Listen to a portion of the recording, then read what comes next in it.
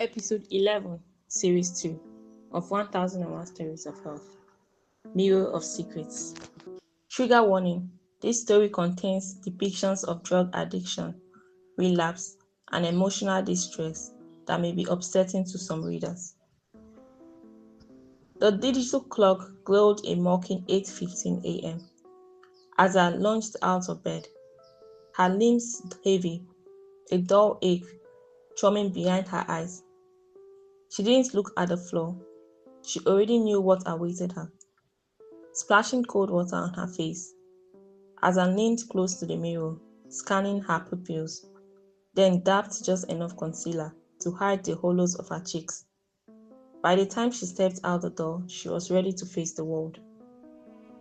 At the office, as I nearly collided with a colleague, Ethan, they giggled and he said, "I'm hosting a small weekend get-together at my house. You are invited." As I offered a tight professional smile, "I'll try to make it, Ethan." Saying yes was easier than explaining. By 6 p.m., the office has dissolved. Stepping into her apartment, the silence hit like a wall. Her room was the graveyard of her own making. Fires and residues scattered across the nightstand like falling ash. The faint chemical scent clinging to the air. Exhausted, as I told herself she couldn't clean, it didn't matter. She would use again tonight. Her hands trembled slightly as she gathered a new badge. As I remembered Rebecca, the girl from college who first offered her the solution to failing grades.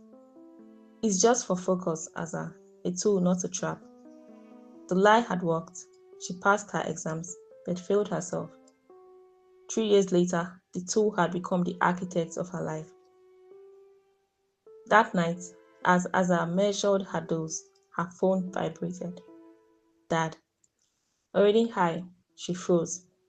Her father, a psychiatric doctor, had warned her countless times about the dangers of hard drugs. Yet, his call now felt heavier than ever. Thoughts of her parents flooded her mind, their pride in her decency and achievements. Unaware she had slipped into addiction. She let the call go to voicemail and sank onto the bed as the room slowly spun around her. The next morning, Ethan's call jolted her awake. "I might not attend, Ethan. I have things to do this weekend," Asa said, preferring the safety of her apartment. "Come on, Asa," Ethan chuckled, his tone low and intimate. "It will be fun. The theme is white first. No judgment, just clarity." The world tilted. Asa's secret was leaking. "I don't know what you're talking about," she snapped, her skin crawling. "I know you do," Ethan said, a low giggle. "Don't play the scent. I've seen you check your eyes in the mirror countless times and notice the little things you do to keep it hidden." "I'm not judging. I just want to hang out, meet new people," Ethan added. Asa's resolve hardened. "I'm not coming, Ethan. I'm not interested, and I don't take drugs." She hung up. The silence of her apartment felt accusatory. She wasn't a decent young woman with a secret. She was a mirror of Ethan. Her journal lay open. "I will quit drugs from now on," written and crossed out a dozen times. Tears pricked Asa's eyes as she thought of who she had been and who she wanted to be. Only Rebecca knew, and they hadn't spoken since college. Asa picked up her journal again and wrote boldly, "I will quit drugs from now on." She read it aloud, pausing. Quitting wouldn't be easy. 3 years of drug addiction, repeated failures, but deep down, she wanted to stop. This time, Asa didn't just write about it. She opened her laptop, researched rehabilitation centers and dialed one. The representative explains that overcoming drug addiction often requires a combination of medical, psychological, and social support, and assured Asa they would work through the options together in ways that could help her. By the end of the call, Asa had a plan. She decided to take a month off work to begin her recovery journey. The counselor had mentioned that recovering often takes longer than a month, but it was a good place to start. Securing leave would be complicated, yet Asa was determined to take the first step. By Monday morning, the office felt different. A cold tension hung in the air, and whispers about Ethan drifted through the cubicles, barely noticed by Asa as she focused on the challenge ahead. Police took him right out of his living room, Miriam said, leaning over Asa's cubicle. Possession intends to distribute, the manager's clearing out his decks. Asa sat perfectly still.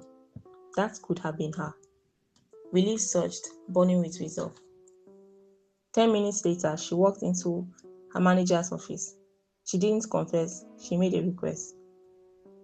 I need an immediate medical leave for 30 days. I understand it will be unpaid. The manager looked surprised. Is everything all right, Asa?